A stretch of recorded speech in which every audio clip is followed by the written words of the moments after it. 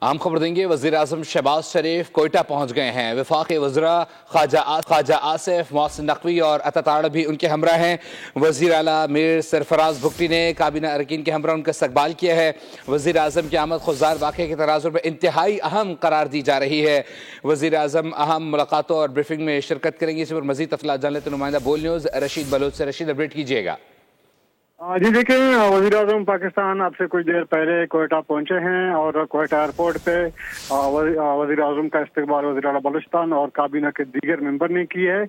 ये दौरा उस वक्त किया जा रहा है जब आज सुबह खुशदार में एक दिलखराश वाक़या पेश आया है, जहाँ पे एक बच्चों के बस को जो है धमाके से उड़ाया गया था और इस हवाले से वज़ीर आज़म पाकिस्तान को ब्रीफिंग दी जाएगी, जबकि सिक्योरिटी की सूरत पर उसको ब्रीफिंग भी दी जाएगी। जी रशीद हमें अपडेट कर रहे हैं। रशीद हमारे साथ रहेगा। नाज़रीन को बताते चलें कि वज़ीर आज़म शहबाज शरीफ कोयटा पहुंच गए हैं।